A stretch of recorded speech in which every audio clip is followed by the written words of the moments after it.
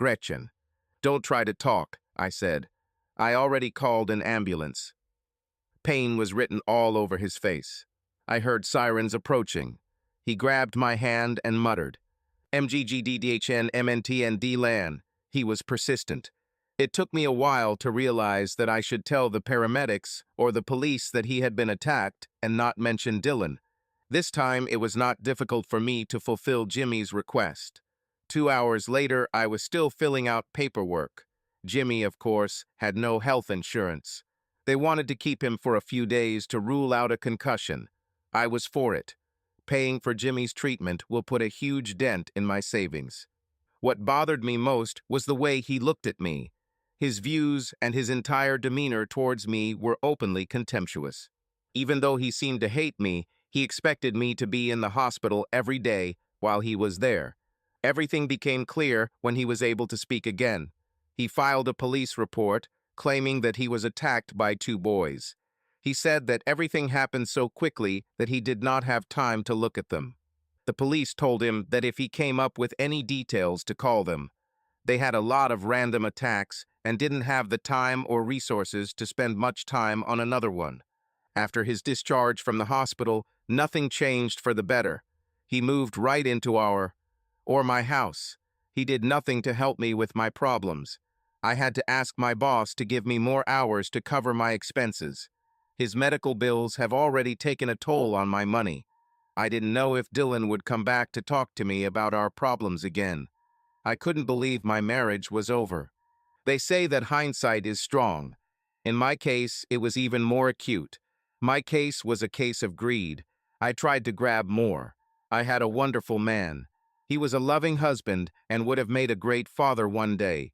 However, I've always had a soft spot for bad guys, and I got one. Now I needed to get rid of him to get my husband back. I think all the crap Jimmy fed me about him and Dylan sharing everything, including some of their women, was old. Apparently, I meant more to Dylan than Jimmy thought.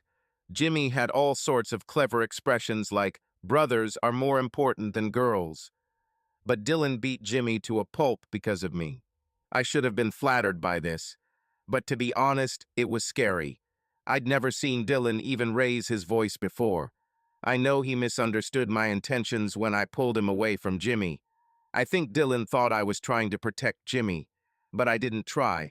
I tried to keep Dylan out of jail for Jimmy's murder. The next time we spoke, I needed to clarify this, if nothing else. I was sure that Dylan perceived this as another betrayal of mine for Jimmy's sake. The longer this went on, the deeper she dug a hole. The worst part was that I seemed lonely.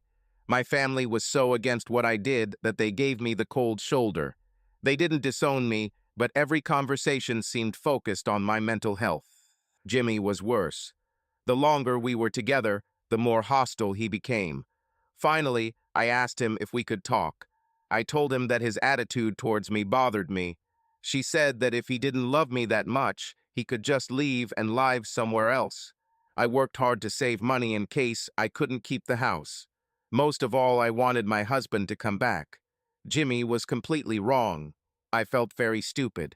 And the worst part was that Dylan became exactly what I wanted him to be. He became more determined. He became more physical. And he actually chose me over Jimmy, as I demanded when we first started dating. I was weak. I wasn't strong enough to stand up to Jimmy. And every day, I regret it more and more. At work, I met my friend Sylvia, who gave me even worse information. She was at the bar on a date a few weeks ago and saw Dylan and Jimmy. She overheard part of their conversation. She heard Jimmy insulting me. He made jokes about my appearance and body. Apparently, Jimmy never felt anything for me. She also heard how Dylan defended me. He didn't agree with anything Jimmy said, and eventually he got fed up and left. I only wished that she would call me as soon as she heard all this. My life would be completely different. I just wouldn't answer the phone when Jimmy called. Instead, I made the stupidest mistake and let him into my home and bed. With Jimmy and Dylan, I seemed to flow from one mistake to another. After I bought Jimmy's bullshit about how Dylan wouldn't mind if Jimmy and I slept together, Dylan left me. The fact that he punched Jimmy in the face when he mentioned Sarah should have taught me something. The days Dylan and I were apart were hell. I had to go to him and ask for forgiveness, but I kept letting Jimmy assure me that he knew everything about Dylan and that everything would be okay. Then I let Jimmy talk me into bringing Dylan home so we could talk. When he arrived and saw Jimmy was still there, the pain and resentment he felt intensified. It seemed to him that I had betrayed him again. He beat Jimmy to a pulp and apparently left the state. Now I was stuck with Jimmy, who treated me like he hated me, but refused to leave my house. "I can't leave," he said.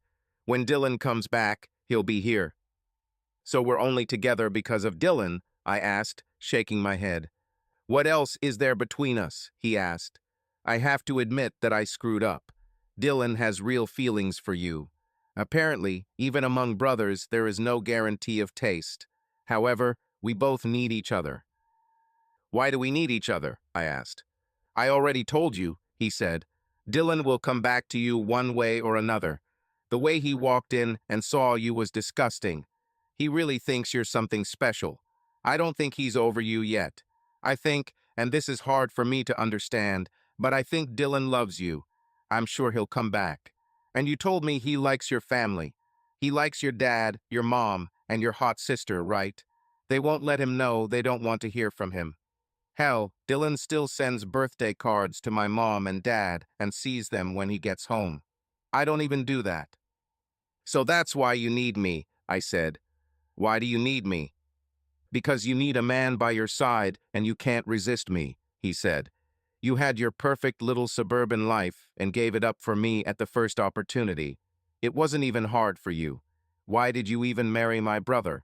I took your panties off in less than 20 minutes. It takes longer than that to bed the bar girl. But the real reason I need you is because Dylan will eventually come back here. We both hope he comes back to deal with you, but what if he meets someone else and will only come back for the divorce? He was so angry last time that he forgot about the divorce papers, so you and he are still officially married. You owe me for this. I took the beating so you could stay married, but we need to work together if we want this to work. I know him better than anyone on this planet, so if you want my brother back, you need me. Dylan. In the 4 months I've been in Florida, I've tried my best to put the past behind me. I like the local weather. Being able to drive my Mustang year-round is another thing I love. I have a house that is quite close to the beach, with a lot of very friendly neighbors. My new job at the factory here was actually a promotion of sorts. At Michigan, I was part of a team of engineers. We were all pretty good, and no one really stood out. Since all of our skills were roughly equal, decisions were made primarily based on seniority. This meant that at 27 years old and only 5 years out of college, I didn't have much seniority, so I often got bad shifts on the weekends and was often relegated to night shifts. But since my old boss, who was the head of engineering at the old plant, became the plant manager here, he tried to make the plant more efficient, like the plants in Michigan. He transferred everything to the lean manufacturing style. Because I knew what he wanted and had experience in it, I began to rapidly rise through the ranks here. Combine this with the fact that I don't have a wife or family here to distract me, I can easily work on weekends and holidays. Now I just work, eat, sleep, and run. The rest of the time I spend modifying my Mustang. I became deputy manager of the engineering department in just 3 months. The current manager of the engineering department is retiring next year, and I am the obvious candidate to take his place. Who knows how far I can climb here? Personally, nothing personal. Outside of work relationships, I rarely talk to people. I have serious trust issues. Seriously, how can I trust someone when the woman I loved and thought loved me betrayed me with the worst person possible? Jimmy and I were closer than brothers, and he slept with Gret the Rate for no reason other than that he could. Neither of the two people I felt closer to than anyone else on earth even thought about how much their actions could hurt me. And what's worse is that they didn't even try to hide it. Imagine walking into your own home, thinking of nothing but going to bed with your wife, and then walking in to find your best friend, half naked, watching your TV on the white leather couch that your wife absolutely adored. She wouldn't let you sit down. She always complained about possible stains on this sofa that I paid for. Well, Jimmy was a huge blur, so to hell with her and this sofa. I avoided them both for the next 2 weeks while I arranged my move here. She dared to call me and tell me that I could give her divorce papers if I talked to her for 10 minutes. I know it was a mistake. I should never have agreed to this. I should have made a rational decision and just let my lawyer handle it. However, I guess I was hoping that talking to her would give us both some closure. Okay, why am I kidding myself? I wanted her to tell me that she loved me and that Jimmy was a mistake. I wanted her to beg me to give her another chance so that we could put everything behind us. I think in the end, deep down, and 1,000 other stupid cliches, I still loved Gretchen with all my heart. However, when I came to our meeting, our so-called come to Jesus, or for those who are not religious, our heart talk, this turned out to be another manipulation by Jimmy. My brother never tired of showing me how easily and how quickly he could take what I worked so hard to earn, including my wife. As for Jimmy, my former best friend and pseudo-twin was overwhelmed by a lifetime of accumulated anger and frustration. It wasn't my fists that hit his face. It was literally decades of doing his homework, supporting his whims, participating in the punishments for his mistakes, and always living in his shadow. I never, and I mean never, want to see them both again. As for divorce, screw it. I'm never going to get married again, so I don't need him. When I first moved here, I thought about seeing a therapist to help me deal with my problems. However, everyone knows someone who knows someone else. I was worried that people in my new work environment would find out and think I was crazy. Instead, I just read a bunch of stories online about men going through divorces. Some of these writers describe things as if they were actually there. So while I had no intention of returning to Michigan to burn the bitch, one of the plots in divorce stories made me realize that sometimes the best revenge is living well. Plus, before I left Michigan, I literally beat Jimmy to a pulp. I was sure that there was probably an arrest warrant waiting for me there. My plan going forward is to just try my best to forget that Jimmy and Gretchen even existed. Yes, that was the extent of my revenge. I beat up Jimmy and did something even more cruel to Gretchen. I left her in the hands of whoever she wanted. This was more difficult to do than one might imagine. The reason is that I have been involved with both. I tried my best to pull out Gretchen from your heart, but it was difficult. The old saying goes, brunettes are hard to forget, blondes are heartbreaking, but redheads just break you. This turned out to be true. Even 4 months later, I still wake up and reach for her. Every time I go to the mall and see a woman with long, curly red hair, I stop in my tracks and stare at her blankly with my heart beating so loudly that I think everyone can hear it. And with the type of hospitality that exists in the South, not one of these women came to me ready to ask why I was looking at her. I think they were willing to either help me if necessary or kick my ass if necessary.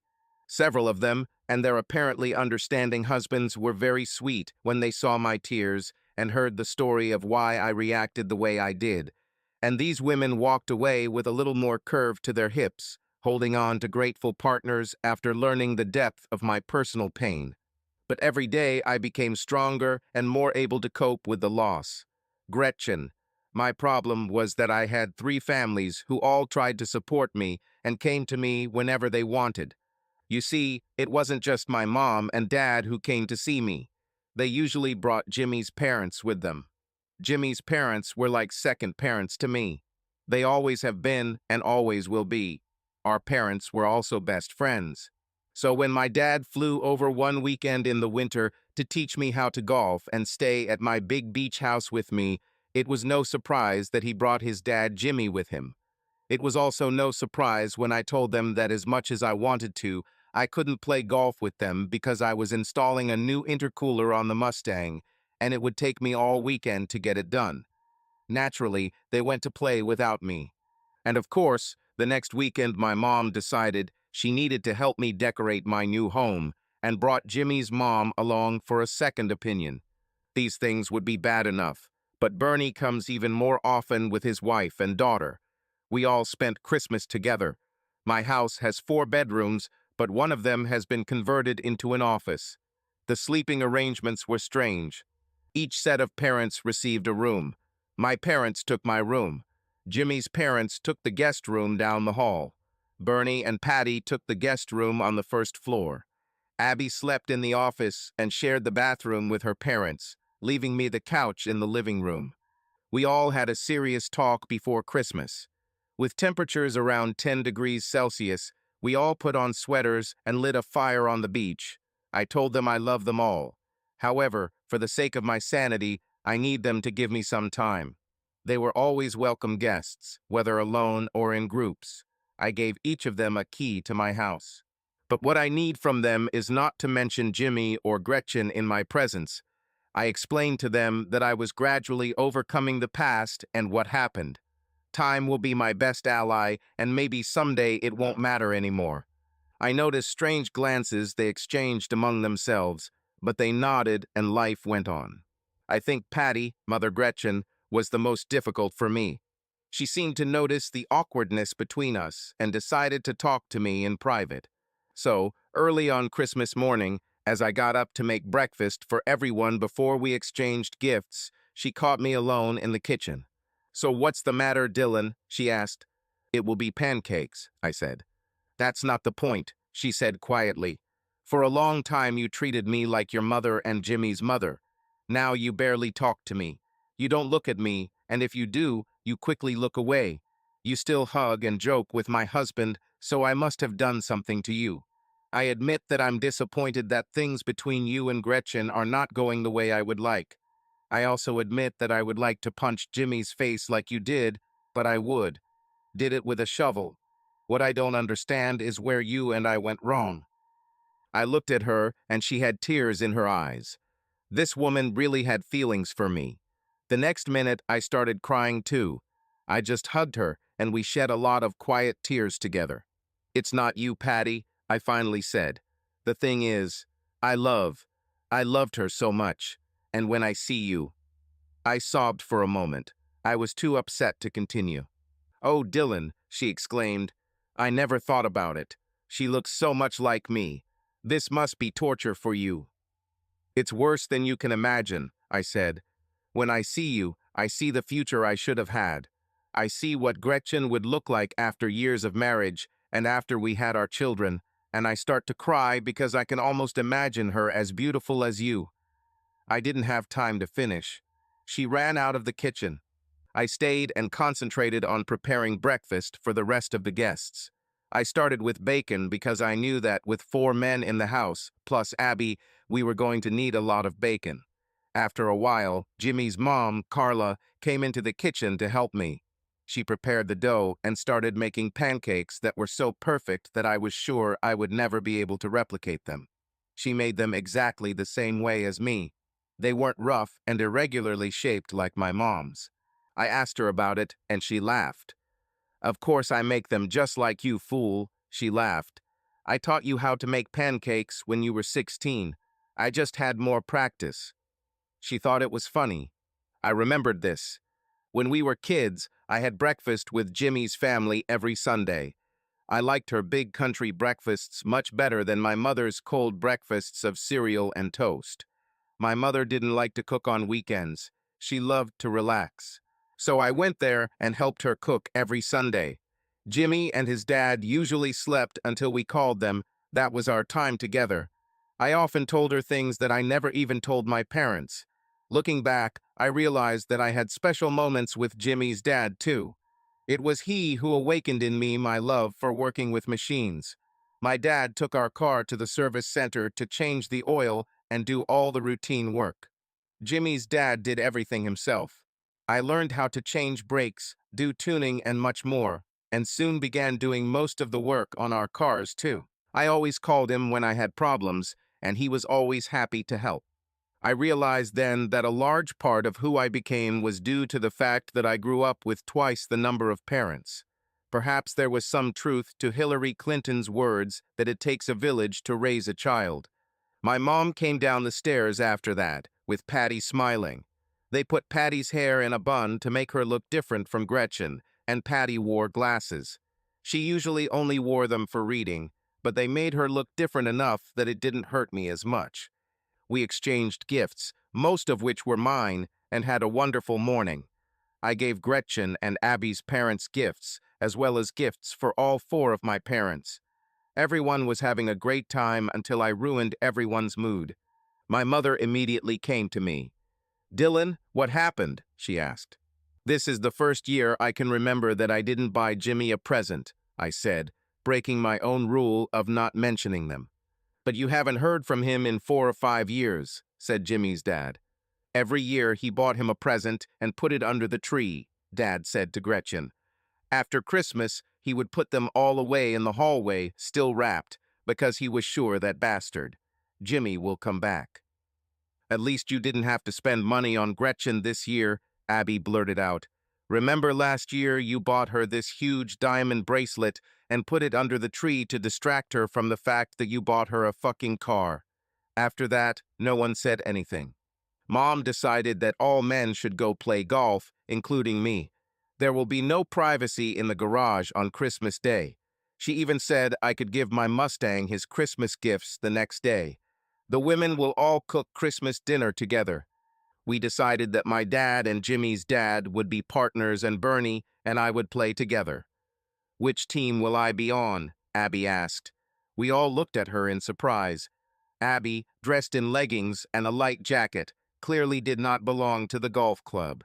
"I can't cook," she said, "unless there are microwave instructions, and I can't imagine anything more boring than staying here all day and watching the three of them compare recipes and decide who's going to make mashed potatoes." This Christmas set the tone for the next few years. They always included everyone who came to Florida to spend the holidays with me. A few weeks later, about 6 months after I left Michigan, I was in the garage as usual, working on a friend's car rather than my own. For a moment, I thought I heard the door open and close. I listened for a moment and didn't hear anything else, so I stayed under the car. Even with my cart, it was not easy to get under the cars in my garage. In this case, I was installing the entire exhaust system, from the long pipes to the polished chrome tips on a late 80s Mustang. The owner of the car started the project with me. We upgraded many of the car's systems, but his wife objected to too many late-night sessions in the garage. By 10 o'clock, I had the left side fully installed and ready for the tips. Decided to call it a day and let Greg help with the other side the next day. Then I entered the house from the garage and took off my t-shirt. "Oh my, good to see you're still in shape," said a female voice. I looked into the living room and saw Abby sitting there. She had her legs picked up on my couch. There was a pile of papers on the coffee table. There was an open box of pizza and candles burning in the dining room. "Hey, Abs," I said after the shock wore off. "What are you doing here?" "I came to rest," she said. "I have a 3-day weekend for Martin Luther King Day on Monday. I decided to stay at your place Saturday and Sunday and come back on Monday. That's normal, right?" Yes," I said. "I mean, it's not like you have a woman here or anything, is it?" she said. "Actually, there is," I said. "The situation is kind of awkward. It's a temporary thing. She belongs to another guy and—" "Elaine," she whined, stretching out my name into 14 syllables. "You shouldn't do things like that. I mean, even if someone did it to you, my sister and your brother, friend, I refuse to call that bastard your brother. Anyway, they're worth nothing. But you're a good guy. Where is that girl in the backyard?" She walked out the back door I had just come in from and into my garage. She turned on the light and started laughing. "It's a car, right?" she laughed, pushing me in the side. She walked down one step between the garage and the house level and looked at the car. She was wearing a very short, extremely sheer nightie, and when she leaned over to try to see what was going on under the car, which required her to be lifted onto stands, I saw what was under that silk nightie. Abby either wore a thong or nothing. All I saw was the fleshy hemisphere of her buttocks, and after 5 months without sex, it caused a reaction. As I mentioned, Abby is below Gretchen. Her hair is blonde, not red, and straight, not curly like her sister's. Even though she is as slender as Gretchen, Being shorter makes her appear curvier, and her breasts are several sizes larger. When she straightened up and saw that I was looking at her buttocks, she said nothing. Her lips curled into a smile, and let's just say her headlights turned on. "Dylan, why is everything on this car black?" she asked, trying not to grin. "It's just style," I said. "A lot of people really like that dangerous, predatory look it gives their cars." "Well, it seems stupid to me," she said. "She looks like Darth Vader's Mustang." She took my hand and led me back into the house. We ate pizza and drank beer together. We told each other jokes and talked about our lives. Finally, she relaxed, and we returned to the living room.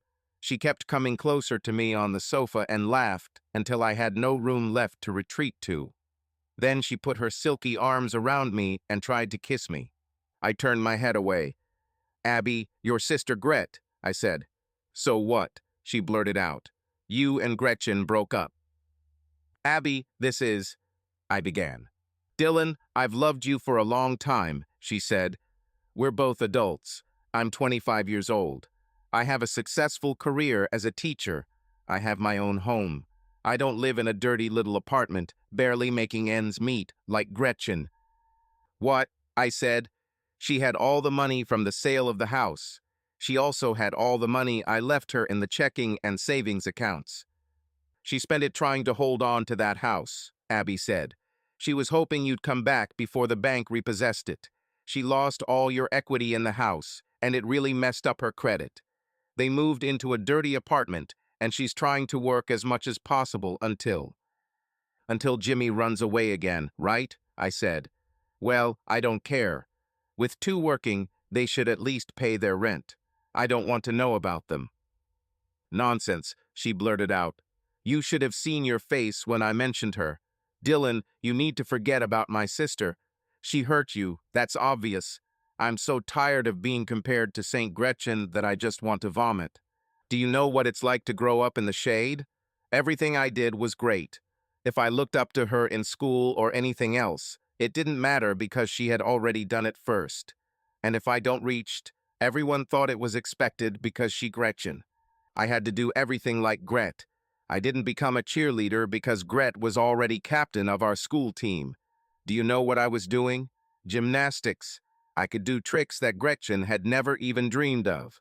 However, if I joined the cheerleaders, everyone would only say, Gretchen this, Gretchen that.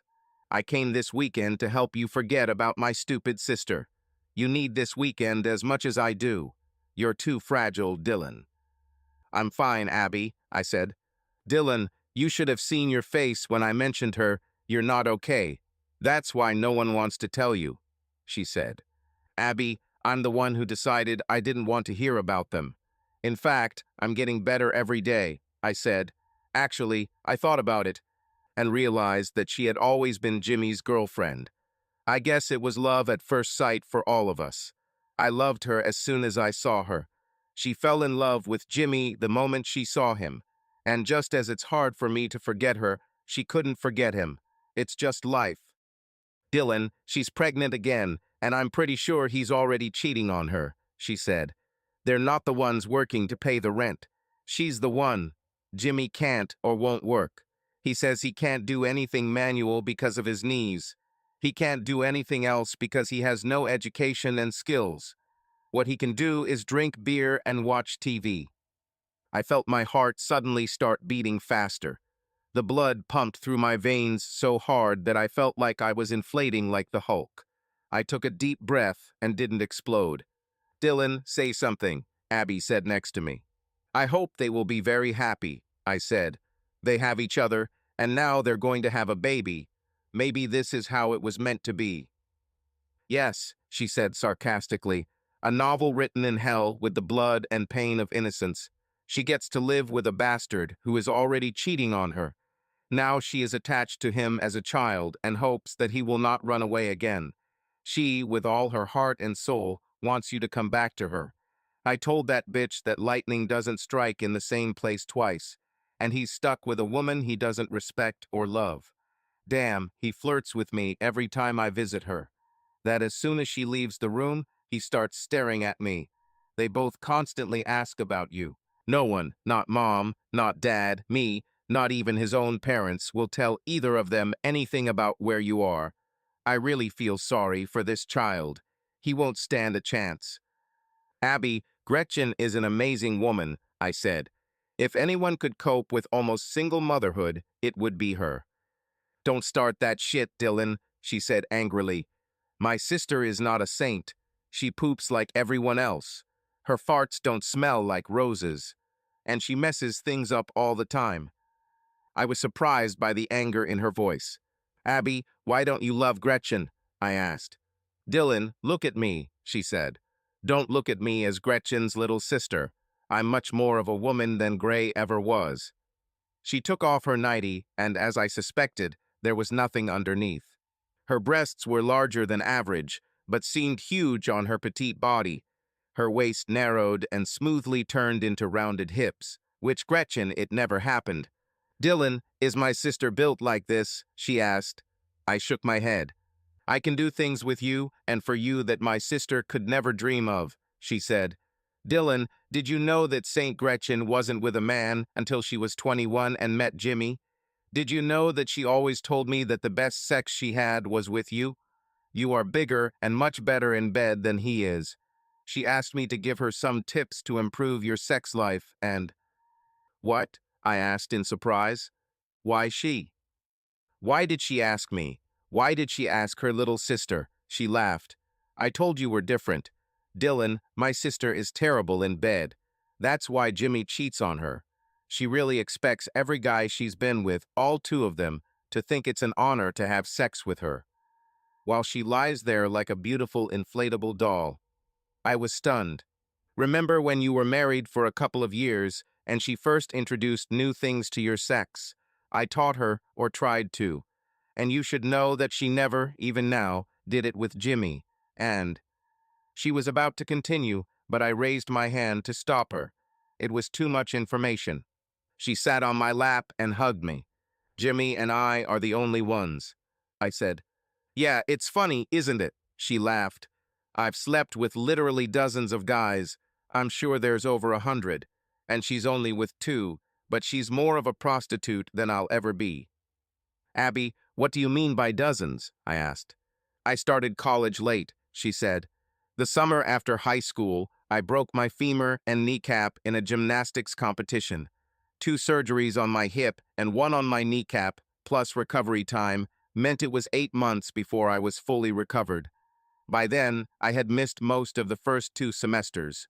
I was 19 when I first went to college. I was also 19 the first time I got laid.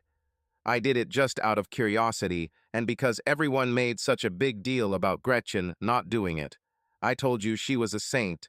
Who else would give up one of life's greatest pleasures just so everyone could brag about how pure she is until she meets the devil himself?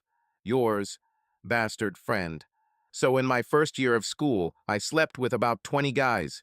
I did the same thing the second year. Now, what was different in the second year was you, Dylan. The first year I just experimented. In the second year, or partly through it, I met you in the ward, Gretchen. I liked it right away. I say I liked you because I know that love takes time, but I wanted you from the first moment. I heard Gretchen bragging about Jimmy, so my dad and I came to a few of your football games. We never met because you were so damn shy. However, neither Dad nor I were very impressed with Jimmy. Getting back to my story, when you walked into the room, I was angry. First of all, I came to the hospital to see how my parents would give Gretchen a beating for being pregnant. Gretchen talked to me a couple of times about me transferring to your school so we could go on double dates. I hated the idea because whoever St. Gretchen liked had to be as bad as Jimmy. But on that first day in the hospital, your eyes told me a story. I knew that if I got the chance, you and I could be together. I did what schoolgirls do. I imagined myself as Abigail Marshall and came up with names for our children. But then you walked into the room, and you didn't see me, or my mom, or this beautiful blonde nurse. You only saw Gretchen. I was wearing a low top and a miniskirt. My hair was perfect. My makeup was perfect. Great, she was completely covered up, no makeup, and looked terrible. But to you, she was the only person in the room. My mom and dad fell in love with you right then and there. Even on the plane back, all they talked about was how you two would fall in love while you helped her recover. They were fully confident that you two would get married. I was angry. You, Gretchen, there was an opportunity with two guys. She made the first choice. She chose your vile brother. You had to. Be mine. She gave you to me. But then that creep came back, and she took you too. I was hoping until the end of that year that Jimmy would come back, like you said. I wanted you so bad that I started sleeping with guys who looked like you. However, you stayed with Gray, and so I slept with more guys to forget about you. None of it mattered, Dylan. It was just student fun. I didn't want or need a boyfriend. What I wanted was you. I didn't sleep with guys who had girlfriends, and it wasn't emotional for me. All my emotions were connected with you. It was just sex. Unlike Gray, I enjoyed sex, and I'm really good at it, as you're about to find out in a few minutes. No, I don't, Abby, I said. Abby, you've always been at least as beautiful as Gretchen. And you're much sexier. You have a better figure, and what? She screamed. Dylan, I know you don't love me yet, but I'm only talking about sex. I'm talking about you having the best 2 nights of your life and then deciding if you want to do it again. I'm talking about two adults who did something completely legitimate that we both needed. I think we just need to spend some time together, away from Great and your scumbag friend. My parents will like it, and you can take the time to decide if you love him. You. Abby, I don't need time for this, I said. I love you already. I love you more than you know. I love you too much to take advantage of you. And maybe I'm too old-fashioned, but for me to do that, I have to not only love you, but also be in love with you. And right now my heart is too broken to even think about it. So let's try to have a nice weekend together and create some memories just for us. Okay, she said. But can we at least sleep in the same bed? I simply nodded. Nothing will happen, Abby, I said. I bet we'll end up sleeping anyway, she said confidently. The next morning I woke up with Abby hugging me like a python. Jimmy was right, she said. Apparently you're only attracted to redheads with lots of freckles and small breasts. After that, Abby began to come to me sometimes. We established a comfortable relationship in which she was like a little sister to me, as it would be if Gretchen and I stayed together. My house became a second home for our entire extended family, with the exception of Jimmy and Gretchen. No one ever mentioned them to me until after the birth of my daughter Gretchen. Pedigle, Carla didn't call me the next day. I was driving to Tallahassee to meet with one of the plant suppliers. I didn't have breakfast this morning. I had an upset stomach. The last time I felt this strange feeling was when Jimmy had an accident. I felt like someone important to me was suffering. I had recovered, or they had recovered, and now I was terribly hungry. I stopped at a very busy little restaurant called Sam's Casablanca Cafe just off the highway. I'd never been there before, but judging by the number of trucks in the parking lot, the food must have been good. The waitress, a very attractive young black woman, smiled at me and invited me to sit at the only empty table in the establishment. Although it was a little late for breakfast and a little early for lunch, the restaurant was noisy and lively. An older man who looked like he'd been through a lot was playing a mixture of swing and boogie-woogie on a piano that was probably older than he was. As soon as I sat down, my phone rang. I looked at the screen and saw who it was. Dylan, Gretchen gave birth yesterday, she said. By her stammering as I drowned, I realized that she wanted to talk. Honey, I think you should PR. I interrupted her. Mom, I just can't, I said. Dylan, do you understand? She began again. Yes, I understand who you are, Carla, I said. And I called you Mom because you are as important to me as my mom. Both of you raised both of us. I know that the birth of a child is a special event in the family. It should bring out the best in us and help us solve old problems, but I just can't. I love Jimmy like a brother, but I can't forgive him. He didn't even love Gretchen when I did what I did. I doubt he loves her now. Abby says he cheats on her all the time. I hope that becoming a father will teach him responsibility and that he and Gretchen and the child will be healthy and happy. However, He stole the only woman I've ever loved from me, and I don't think I can forgive that. I hung up and started looking at the menu when I heard a voice. The only woman you've ever loved, huh? So who am I to you? As soon as I saw her eyes, I recognized her. Dylan Marshall, she grinned. Of all the cafes in the world, you walked into mine. As soon as she said my name, the music from the piano in the corner stopped and started again. The boogie tune gave way to another old, out-of-place song as time goes by. Sarah, I exclaimed. Gretchen. Pregnancy should be a magical and romantic time for a couple. Perhaps if I were part of a couple, this would be the case. But a couple involves two people loving each other, and that's not what we have. Jimmy and I are two people connected not by love, but by mutual contempt. The only thing that keeps us together is the hope that the person we both love will one day come back into our lives, and one of us will get a chance at life with him. To this end, I leave this child. Dylan made my first pregnancy a magical experience. At that time, I was so afraid of changes in his body and life that I carried within me. I was most afraid of my child. I was worried about everything the first time. I was worried how my parents would react. So I didn't tell them anything until I lost the baby. I was afraid that Jimmy would never come back into my life, and he didn't come back until it was all over. I was also worried about how my life would be. Would I have finished college? How would my friends look at me? What would I do? How would I raise a child? Especially when I felt like a child myself. It's funny, despite all the fear, despite all the tears, and sometimes crying about Jimmy not coming back, that pregnancy was the second most magical time of my life. During that pregnancy, I learned what unconditional love is, not from Jimmy, of course, but from Dylan. Dylan never left me alone. He cooked and cleaned for me and took care of everything I asked of him. There was never the slightest hesitation or question. I never realized it until much later, but Dylan, contrary to my assumptions, had feelings for me himself. He was asleep during the fight when Jimmy broke up with me and blamed me for getting me pregnant. However, even despite Jimmy's complaints, Dylan stood up and drove me home, trying to calm me down. Dylan, who I always thought hated me, drove me to the doctor for all my techniques, massaged my belly, fed me, hugged me, and watched stupid chick flicks with me so I wouldn't be sad or lonely. Dylan could have very easily persuaded me to have sex during that pregnancy, but he never did. He never made any demands on me. And then, when I needed it most, before I knew it, Dylan saved my life. At the hospital, the nurses told me how lucky I was. Most of them have seen too many stories of women dying during pregnancy due to spontaneous bleeding.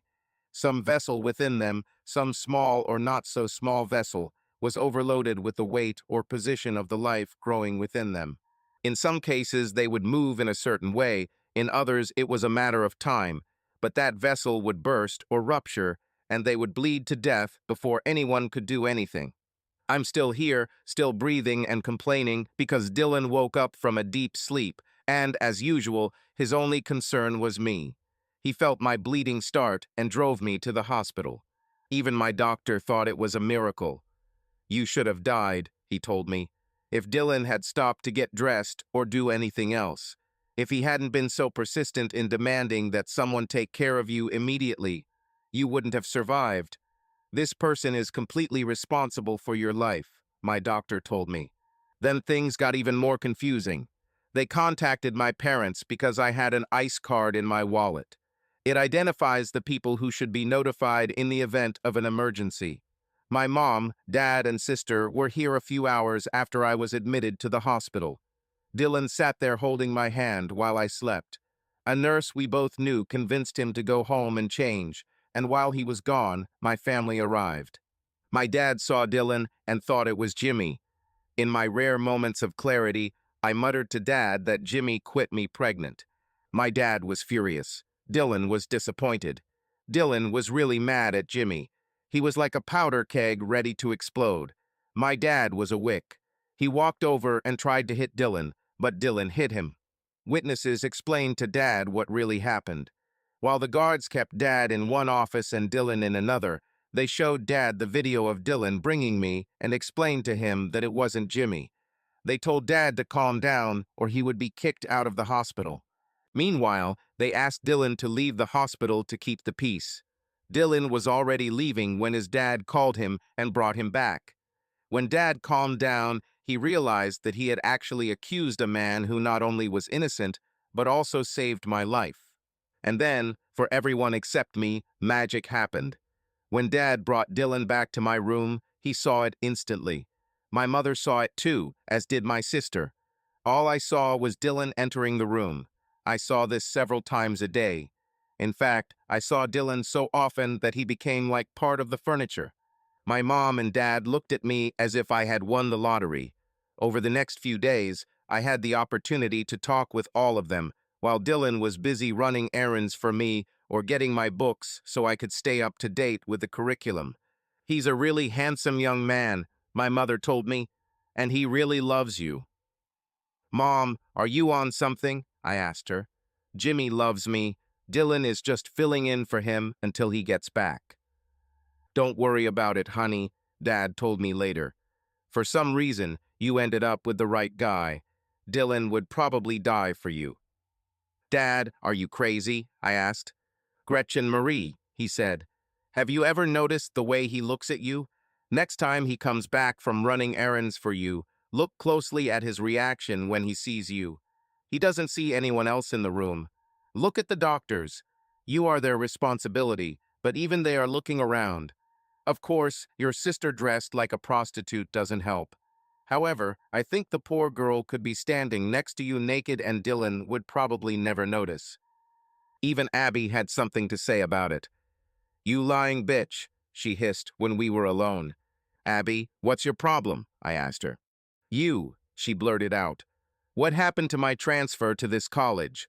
When you first started dating Mr. Charming, who took your virginity and apparently got you pregnant, you told me that his brother was all mine, didn't you?"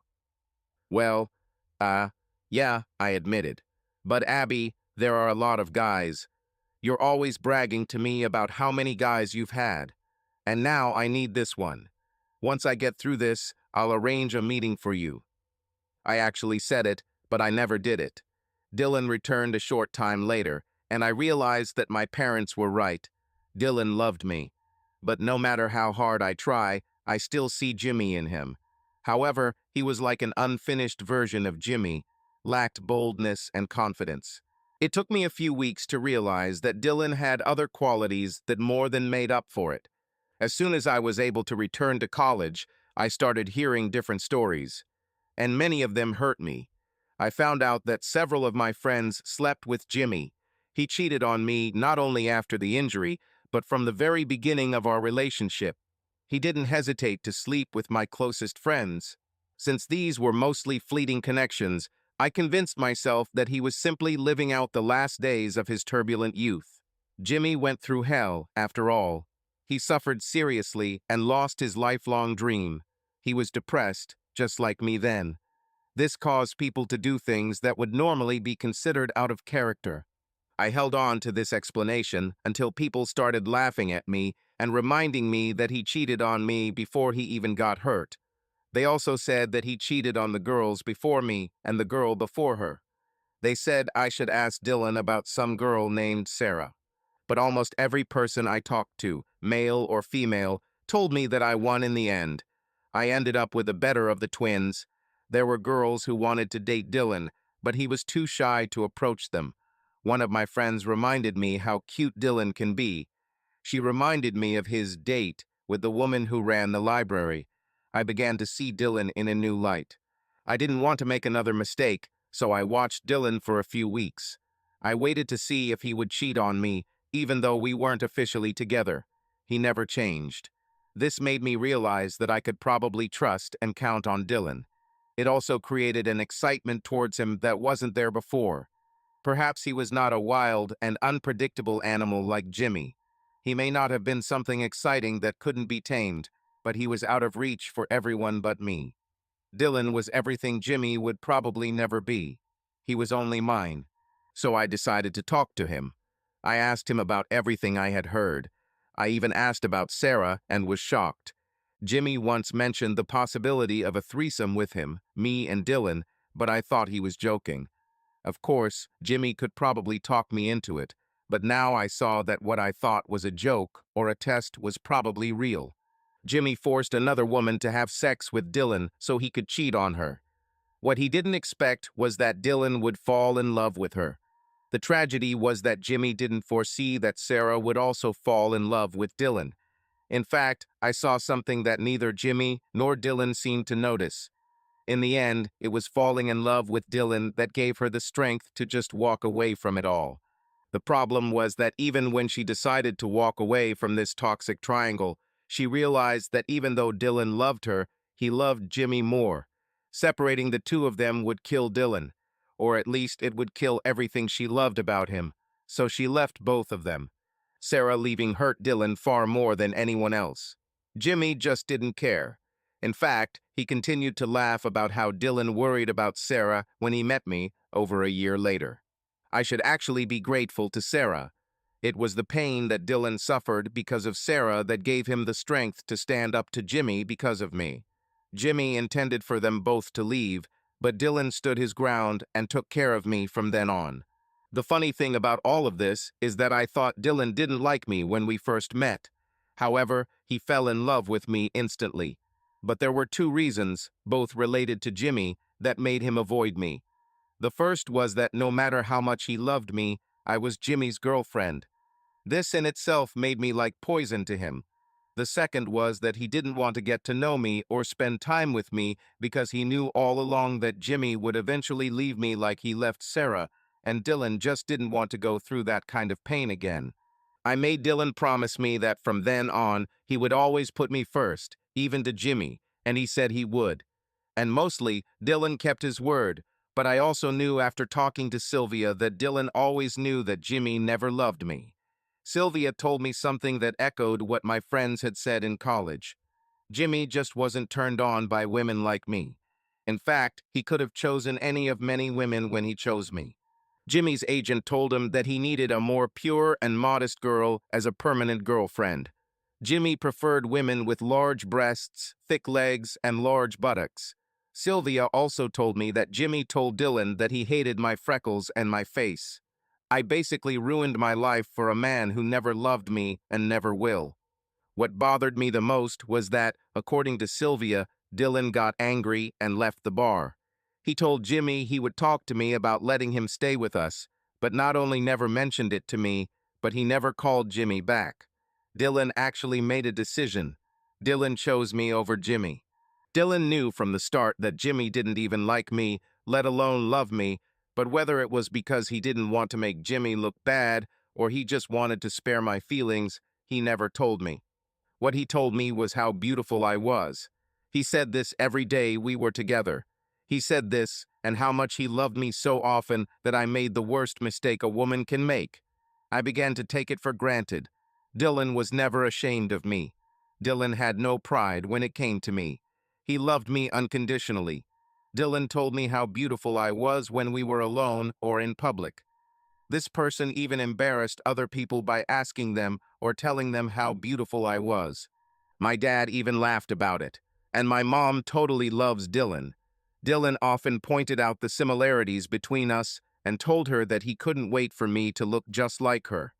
Even an old and happily married woman like my mother could be touched by such flattery. The funny thing about all of this, the only thing that makes this some kind of cosmic joke is that Jimmy always tells Dylan the truth. Not every man likes redheads. Most men prefer women who can tan. Freckles are also a big drawback for some men, especially when the woman has as many as I do. However, as my sister put it, some men just love going to Wendy's. Dylan and I have settled into the perfect life. It was the best time I can remember, and Dylan ruined it all. No, I didn't mean Jimmy ruined it. I mean, that's what Dylan did. Dylan gave me everything I wanted. Like I said, he filled my head with how beautiful and sexy I was, and how much he loved me. So I started to believe that I deserved it all. I see now that Dylan worked tirelessly to make me happy. All along, I thought Jimmy and Dylan were two very similar men, but in reality, Dylan was much more complex than I ever gave him credit for. At the plant, Dylan was dynamic and decisive. At home with me, he was loving and gentle and always gave in to me. He loved me so much that I really considered him some kind of henpecked man. What I just didn't understand was that Dylan was only like that with those he loved. And underneath all that love was a man as strong and dominant as Jimmy. This first showed up when he hit Jimmy for mentioning Sarah after he returned home and somehow found out what happened between Jimmy and me. I had to go to him and talk honestly about everything. Instead, I let Jimmy trick me into tricking Dylan, and we lost everything. Jimmy and Dylan lost each other. I lost the most wonderful time of my life and the person who truly loved me. Dylan took such good care of me when I was pregnant the first time. He did this even though the child was not his. Jimmy had absolutely no interest in our child. He leaves almost every night and comes home smelling of women's perfume, cigarettes, and alcohol. One of our biggest fights was when I asked him about our attitude or lack thereof. "Why do you have to leave every night?" I screamed. "And you flirt with women I even know. Why can't you just stay home? We're expecting a baby, remember?" I was probably so used to Dylan that I didn't know what I could or couldn't say. "We don't expect anything," he shouted back.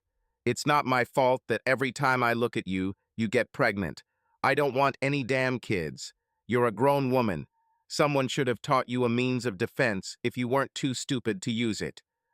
I was stunned, and he wasn't finished.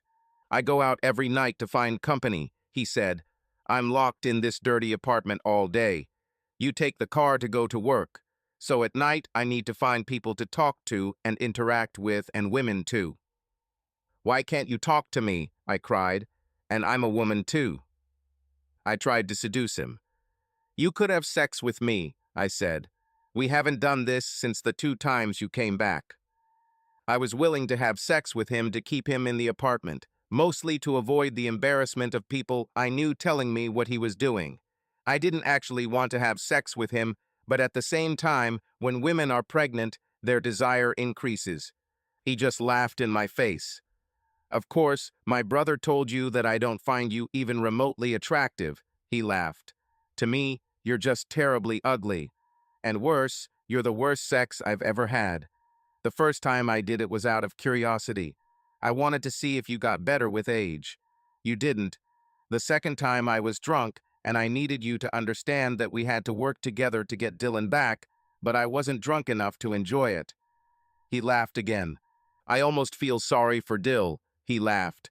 "The guy is so in love with you that you can give him tuna every night and convince him it's steak. Dylan clearly doesn't understand what a really good woman is." I was so offended. No one has ever hurt me like this. He actually explained to me, without any uncertainty, that I was ugly, unattractive, and terrible in bed. Moreover, he was not at all interested in our child, and it was entirely my fault that I got pregnant. I knew from the moment Dylan walked into our house and looked at me that I was wrong. The pain in his eyes, mixed with the almost puppy love I had taken for granted, showed me the depth of how wrong I had been. But somehow I told myself that everything would be fine. I told myself it was like when a doctor tells you that an injection won't hurt, only for you to give him your hand, and he gives you medicine to cure you. But just like doctors, they lie. I was wrong. Jimmy was a real monster. Dylan was right not to tell me about him. We had to move on with our lives and forget about him. Then I saw the real differences between them. They were like 2 sides of the same coin. Dylan was kind to everyone and only decisive when necessary. Jimmy treated everyone like crap and was only nice to Dylan. He didn't even call his parents. I needed to take revenge on him then. I needed to take a stand like Dylan did. Maybe he would respect that. "You're probably not enjoying sex with me because you've noticed that I don't react much," I said. "Yeah, you're dead sex," he chuckled.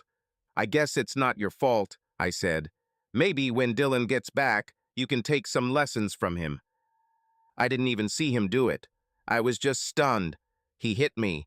I vaguely remember him standing over me and saying something to me. "See what you made me do," he said. "Get up and get some sleep. I'm going out to calm down. You need to learn to keep your mouth shut. I'm not Dylan. I won't put up with that kind of crap." The next day, we didn't talk at all. He never apologized because in the end, it was my fault. I was still in shock. When my sister came to see me, she said I needed to call the police. I told her we were both just upset about Dylan. She burst into tears. She told me something that gave me hope and something that made me angry to the core. She told how all the families gathered together in Dylan's beautiful new home. She also told me that he asked them all to never tell him anything about Jimmy or me. He didn't want to know anything about us. It made me feel like I was going through all this for nothing. She then told me about trying to seduce Dylan and failing. She told me that she told him I was pregnant and that she thought she couldn't get Dylan to have sex with her because deep down in his heart Dylan still loved me. It also clarified something I had long suspected. I saw my mom a week ago and she had her hair in a bun. She had never done this before. Abby explained to me that she started doing this because at Christmas Dylan felt so uncomfortable looking at her because she reminded him so much of me. It hurt to smile because of my bruise, but I smiled anyway because I knew it was only a matter of time before Dylan came back for me.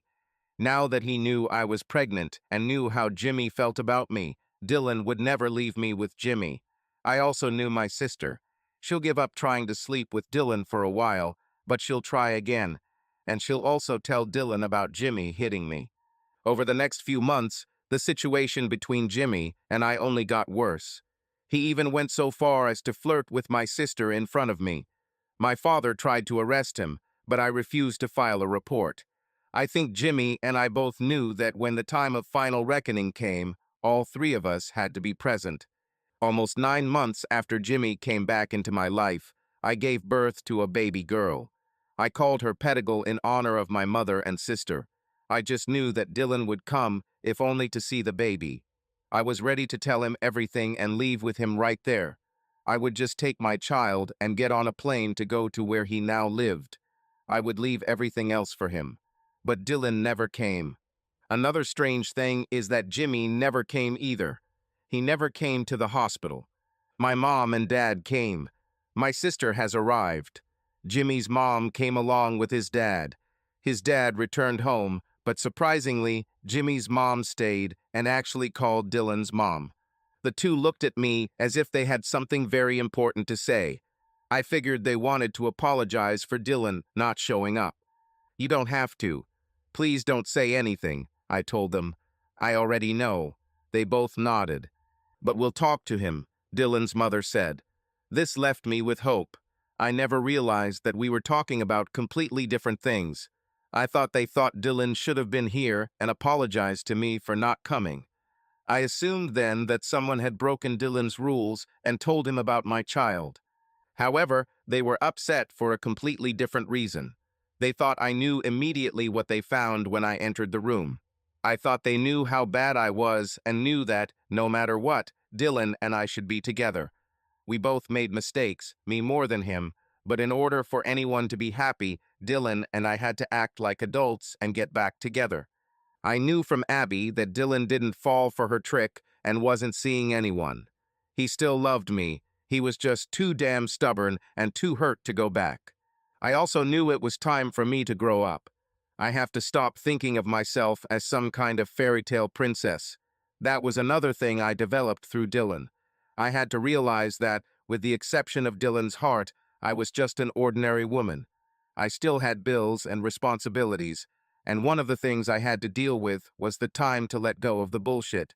I'll give Dylan's mother some time to bring him to his senses, but after that I will go to him myself. I'll make him talk to me whether he wants to or not. But no matter how things turn out, I don't need Jimmy anymore. It was clear that he was wrong, that we needed each other to get Dylan back. Both he and the mothers were also mistaken in believing that nothing would come between them. Apparently, I got between them and Dylan beat Jimmy up because of me. He never looked back. I heard that he still loved and missed me, but I never heard him even ask about Jimmy. Our partnership has come to an end.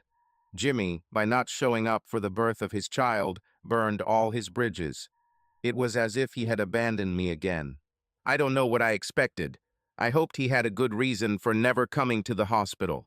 The hospital and my insurance company only allowed a healthy mother and baby to stay in the hospital for 2 or 3 days after giving birth. I wanted to start doing everything myself, so I told my family that Abby would drive me home from the hospital and that we would have a party later to celebrate the birth of my baby. In fact, my return home was not what I expected.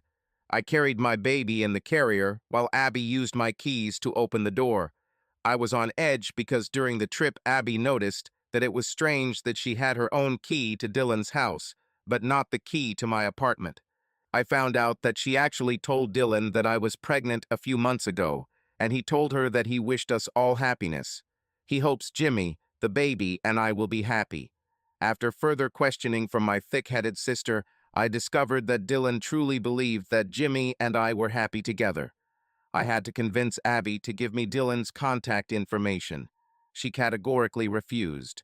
I then realized that she still hoped that someday she could be with him herself. She also refused to give him any messages from me, but said she would let him know that I had a baby with Jimmy. When Abby opened the door, the mystery of Jimmy's absence was solved. In front of me was a woman with a huge ass. They were having sex. "Damn, I thought it was the pizza boy," he spat. I left the door open so he could come in and enjoy himself. Another surprise was the lack of shock on my sister's face. "Jimmy, you and your friend need to leave my apartment," I said. "I thought this was your place," she suddenly said. Finally, I was able to see her face and was surprised. The woman was much older than I expected. Long blonde hair framed and almost covered her face, hiding many wrinkles and folds. However, when she stood up, I noticed how toned and shaped her body was. Her breasts were so big that they were visible even from behind. Her butt was so round and stuck out so far that I could hardly believe it. But looking at her face, she had to be my mother's age. She calmly put on her clothes while I stood holding my baby. She reached over to the table and picked up Jimmy's wallet. She pulled out several bills. "Hey, I never said anything about paying for this," Jimmy shouted. "I'm a dancer, not a woman of easy virtue," she said. "If you paid for it, it would cost you a lot more. But you promised me a place to stay until the paint in my apartment fades. This is for my motel room," and she left. "I thought women stayed in the hospital for a week after giving birth," he said, looking at me. "I was going to pick you up on Friday. What did Dylan say about the baby?" "I just left him standing there." I later found out that Jimmy also crashed and abandoned my car while I was in the hospital. I reported it stolen, and my insurance company investigated. They found out that I was in the hospital giving birth to my baby the day of the accident, so they paid out my insurance. They took into account depreciation and age of the car, so they paid me enough to buy a used Chrysler minivan. It was a terrible car considering my Cadillac was only 3 years old. I also found out that Jimmy cleaned out my bank account. I had to borrow money from my mother to pay this month's rent. The relationship between Jimmy and me was getting worse. He was angry that my apartment was a 2-room apartment, and he had to sleep on the couch because I turned the other room into a nursery. He was angry that I stopped giving him money and wouldn't let him drive my car anymore. He was also angry that I refused to beg my parents or sister to contact Dylan. "He should be over this by now," he spat. "It's not like you're some goddamn prize." "Maybe he's afraid to come back because the next time he kicks your ass, he might end up in jail," I said. "He probably has a great career like a real man and doesn't have to live off a woman." "He has hit me. I'm a real man," he spat. "And Dylan didn't beat me. He took me by surprise." I shook my head. "You fought twice," I laughed. "You didn't even have time to strike." I woke up to loud knocking on the door and my baby crying. I slowly got up and opened the door, then trudged over to check on the baby. "Darling, sit down," said my neighbor Natasha. Tasha, as I called her, was a nurse at the same hospital where I worked. She was an older black woman, built like an ATV, 4 feet tall and 4 feet wide. She had the kindest heart of anyone I knew, except Dylan. She entered the room, swaying, and took Patigale from the crib. She continued rocking her when there was another knock on the door. It was the police. my other neighbor called them. As usual, I didn't write a statement, and the officers just shook their heads, thinking that I was just another stupid woman who liked to be beaten. Although I didn't file a report, they noted another in a long series of domestic calls at my address. I just didn't want to be seen as a victim. The next day, my father came and tried to persuade me to return home to him and my mother. I told them I could handle it and that I needed to grow up and deal with things on my own. I swear to God, the next time he lays a hand on you, I'll call Dylan to kick his ass, my father said. Is Dylan back here? I squeezed out in surprise. No, honey, he said. But I needed money to lend him, so I took it out of my pension fund instead of taking out a loan. So he came here to meet my banker. So Dylan is no better than Jimmy, I grinned.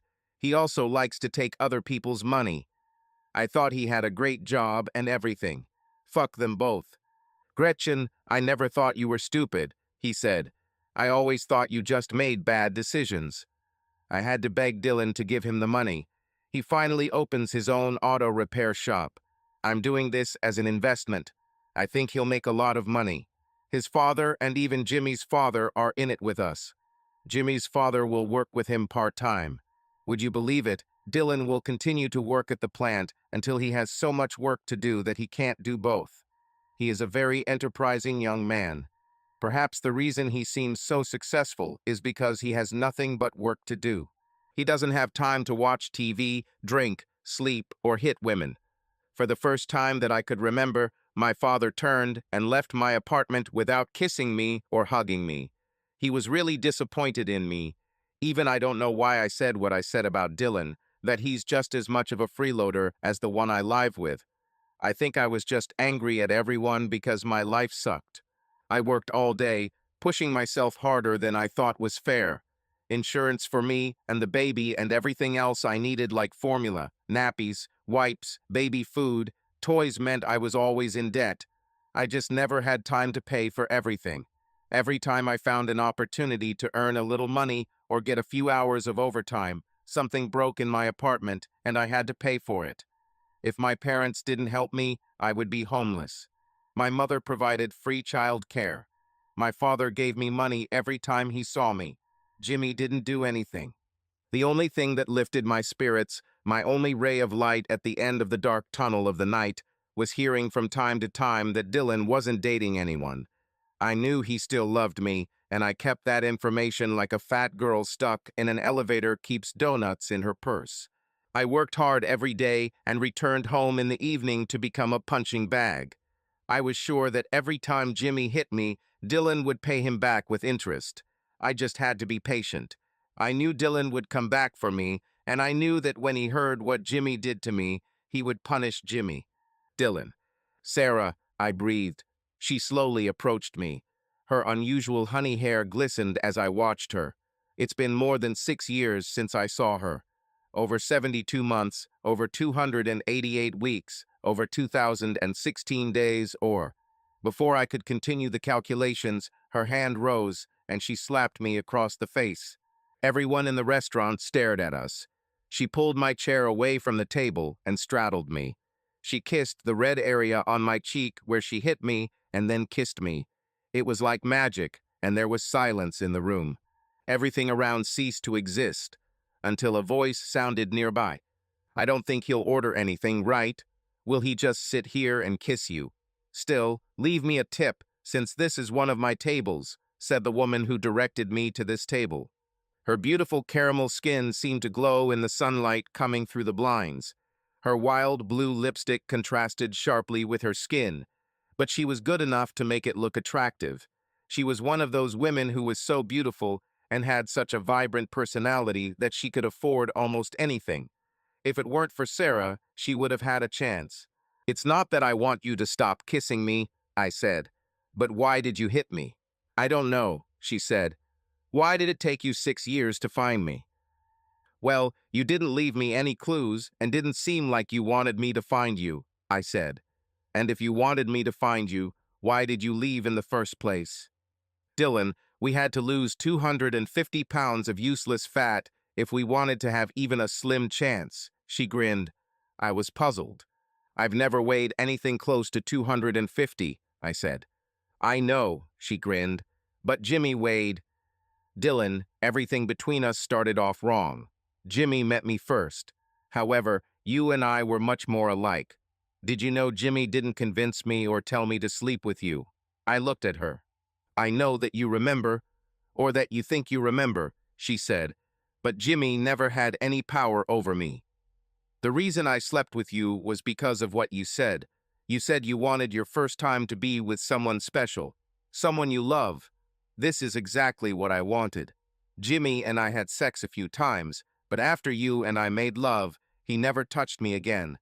I always told him I wasn't in the mood, but I wanted you so badly to be in the mood. But you were Jay, I began. Not since you and I were together, she said. Why do you think that I came to see you when I should have left, and not to see him? Did he ever let you read the note I left him? No, I said. He just laughed about it. Since we were in college, I wrote it at his level, she said. I wanted to be very clear. It was written or drawn in blue crayon. It said, "We're done, see you." I laughed. I told you personally, and we spent the most wonderful evening of my life together.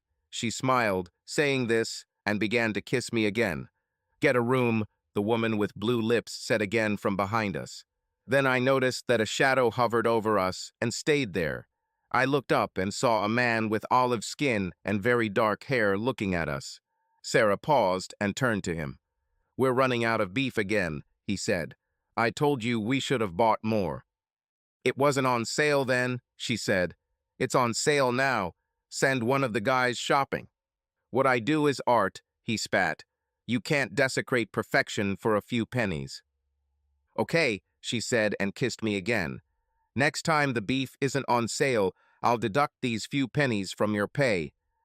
He walked away cursing in some language I didn't recognize. Sarah started kissing me again. The piano started playing boogie-woogie music again, and no one paid any attention to us anymore. Who is this guy? I asked between kisses. Don't worry about him, she said. He's just my husband. I jumped up so quickly that she literally flew off my lap and fell to the floor. Dylan, she said.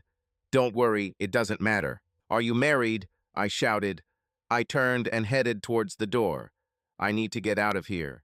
Door, she shouted, and suddenly 4 huge truckers blocked the exit. The music stopped again, and everyone started looking at us again. She slowly approached me. When she reached me, she reached into my pocket and took out my phone. She dialed the number and listened to the call. The phone in her pocket started ringing, and she turned off my phone. Dylan, it's not at all what you think, she said. When you finish your business today, call me so we can talk about it.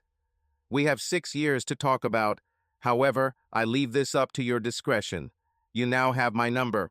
If you don't want to call me, don't call me. She turned to the truckers. Thanks, guys. You can let him go. Then she came to me and kissed me again. I'll kick myself forever if I don't do this, she said. She then returned to the counter where she was when I entered. I turned and started to walk out the door. This time, there was a tiny woman with blue lips standing between me and the door. She held her thigh with one hand and pointed her finger at me with the other. Dylan, you must be one of the good guys, she said. I heard about you every time she got drunk for years. You better not break her heart again. If you do this, I will find you and make you so sorry you were born. Then she too disappeared into the noisy crowd. My car is truly special to me. It started out as a regular 2014 Mustang GT. I added a Roush body kit to make it more aerodynamic. I also dimmed all the headlights. I darkened the rims. I added a carbon fiber splitter and carbon fiber heat extractors to the hood. I designed and added custom side vents that cool the larger Brembo brakes I installed on the car. I also increased the size of the drilled and vented rotors. Then I started working on the engine. I replaced all the original Ford parts with third-party forged parts. I added a huge ball-bearing supercharger and intercooler. I got the best paint job in town for my car. It's a beautiful, glossy slate gray with black accents. My car is unique. There is still a lot that can be done to improve it, but it will always be like this. Every time I see my car, I smile. However, that morning when I approached her after leaving that crazy cafe, I could have been getting into a Honda and I wouldn't have cared.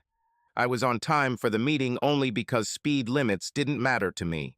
During the tour of the facility or the lunch they gave me, I was barely conscious. I ate almost nothing, although I was hungry. In a strange way, my indifference turned out to be to my advantage. I got a much better price than I expected, simply because they thought I was unhappy with what they were offering. I spent the entire day trying to focus on things, but in the back of my mind, I was struggling with a problem. Sarah loved me. All this time I couldn't forget her, only to find out that she also has feelings for me. To me, not to Jimmy. I should never have let her go. However, in both our cases, life went on. What bothered me the most was that Sarah, in her own way, was supposed to be just like Jimmy. She sat in this little cafe and kissed me like there was no tomorrow. And all this time she was married. What kind of traitor did she turn out to be? And if I start any kind of relationship with her, doesn't that make me just as bad? And finally, even though I had cut Gretchen out of my life and tried my best to get her out of my heart, we were still legally married. It was one hell of a confusing situation. I didn't really care how it affected Gretchen. By this point, she was probably only dreaming of divorcing me so she could marry Jimmy. The most important thing to me was how it would affect Sarah's husband. What if they have children? I was almost back in the car when my phone rang. I looked at the screen and didn't recognize the number. I had to be very careful with unknown numbers. I was sure one of them would one day be from Jimmy or Gretchen. "Dylan, why haven't you called me back yet?" she asked. "I thought you were giving me a choice whether to call or not," I smiled. "I just said that to make you think you have a choice," she said. "I let you go once, now Jimmy and I will fight for you. Can I please explain everything to you?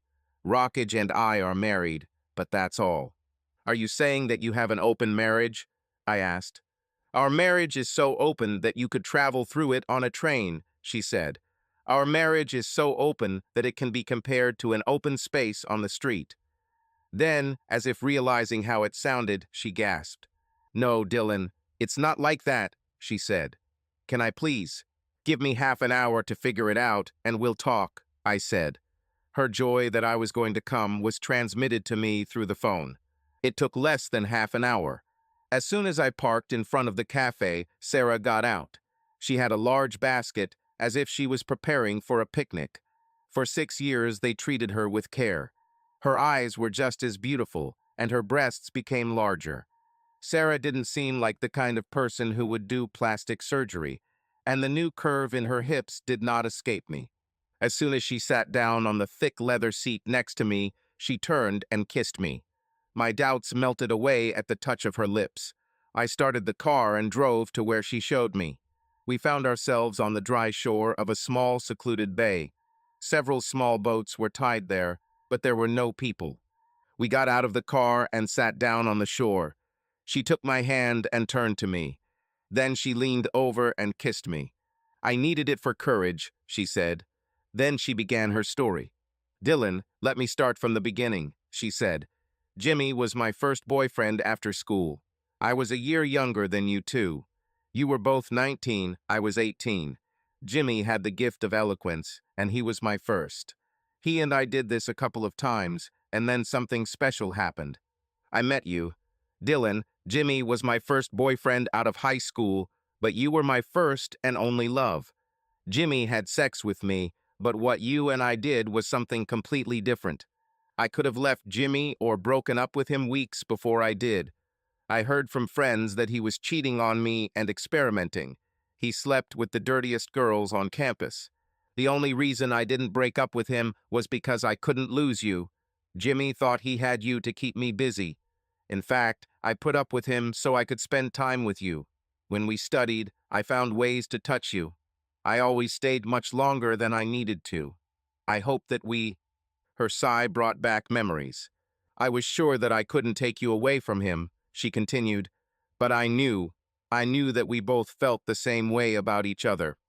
So when my uncle called and said my mom had been in an accident and my dad needed me, I left. I was sure that I could find you or you would find me. It just took you too long. Meanwhile, life went on. My mother never recovered and my father died shortly after. Meanwhile, my uncle, who was even older than my father, needed help running the cafe. He had a heart attack a couple of years ago, and now the place and its strange characters are all mine. Rockage, my husband, that's another story. He's the best cook I've ever met. He was from Pakistan and came here on a work visa. When his visa expired before he could become a citizen, I had a problem, so I married him so that he could stay in the country.